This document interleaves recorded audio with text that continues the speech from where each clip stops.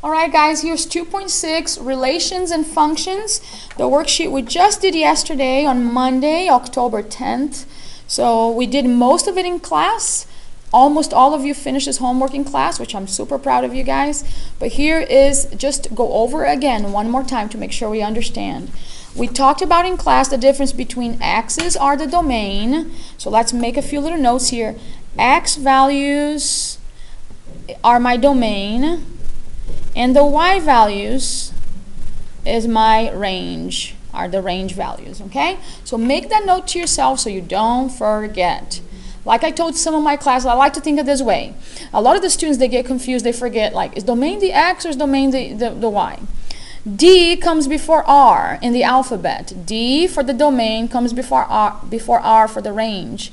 Well, then if you look at it, X in the alphabet also comes before the Y. So first goes with first, second goes with second, okay? So domain, D comes first, X also comes first. Those are the two that goes together. Domain are the X values, okay? So they're saying identify the domain and the range of each relation. Well, an order pair, again, an order pair is always X, comma, Y. X comes first, Y comes second, just like in the alphabet. So identify the domain and range for each function. So I'm going to put D for the domain, and I would sort them out. The 2 is my X value, the 8 is my X value, the 9 and the 4. Those are my domain. Then I would identify the range, which is the Y value. The 4, the 11, the 1, and the 2. And here are my range. Okay?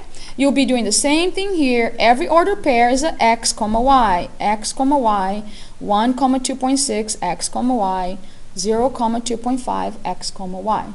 So the X comes first, the Y's come second. We can sort them out. This is my domain, this is my range. And then it says, use a mapping diagram to determine whether the relation is a function. Well, the little mapping diagram looks like two little bubbles like this.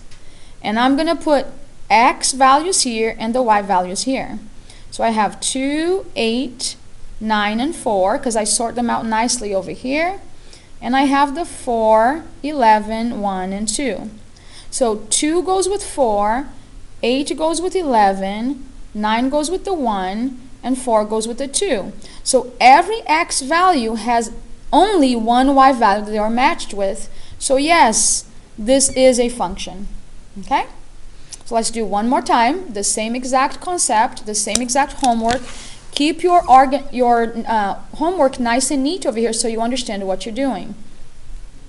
Here goes my domain. I'm going to pick only the X values. 6, then the 5, then the 2, and then another 2 so I don't have to repeat it. So let's do it again. Here's the 6, then the 5, then the 2, but then there's a 2 over here again. I'm not going to repeat it. Okay, I don't need to write the same number twice. There we go. Now let's write the range. The range, we have a 5 right there. Then I have a 6. Then I have a 2. Then I have a 6 again, so I don't need to write it. Okay, so now let's go ahead and match them up nicely in a mapping diagram. So I'm going to put my X's here and my Y's here. These are my domain, the X values. These are my range. But I like to look at over here. The 6, okay, right here. The 5, right there. And the 2, right there. Then I'm going to write my ranges here. The 5, the 6, and the 2, just like we got it. It looks like the 6 goes with the 5. The 5 goes with the 6. The 2 goes with the 2, but the 2 goes also with the 6. Okay? So when the 2 goes with the X value has two Y values, that is not a function. Okay? Not a function, because the definition of a function says every X value only matches up with one Y value, and he failed right here in this case. Okay? And you can see it right from here, right from the beginning, that that is not okay. Okay? And then it says, can you tell if something's a function by just looking at a graph? Well, let's take a look at over here. And it says, use the vertical line test. If I was to draw a vertical line right here, do I touch more than one point? No, I only touch one point. How about if I draw a vertical line here or a vertical line here? Nope, this is definitely a function. Yes, it is a function.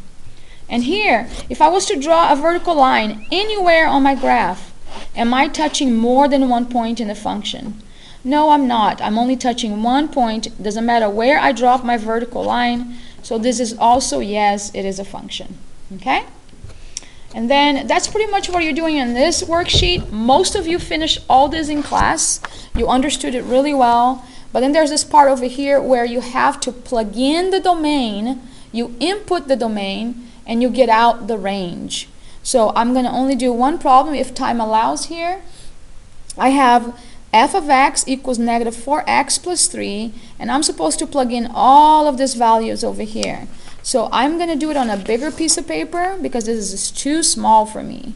I have f of x equals negative 4x plus 3, and the domain they gave me here of negative 1, 0, 1, 2, and 3.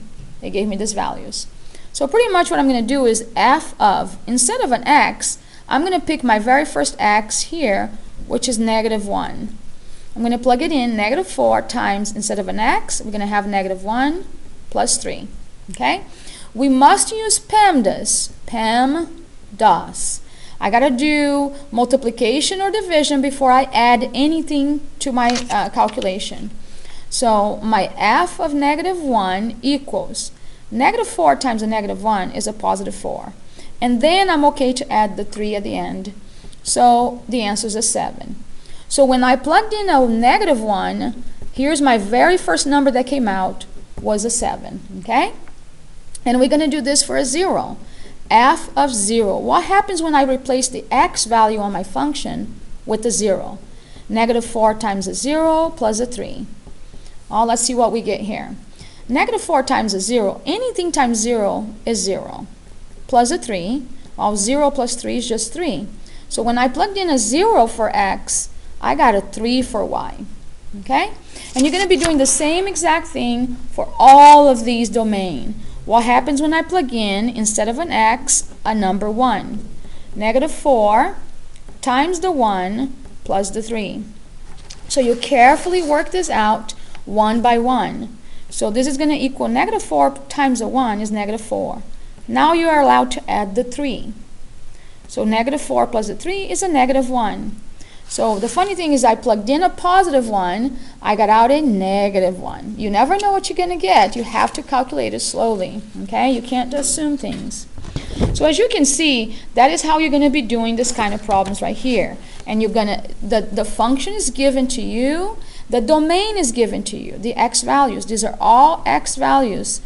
What we're trying to get here is the y values. Okay? For every x value you put in, you will get a y value out. Okay, so I have 1, 2, 3, 4, 5. 5 x values. 1, 2, 3, 4, 5. I better have 5 y values. Okay? Because for every number I plug in for x, I get a y value out.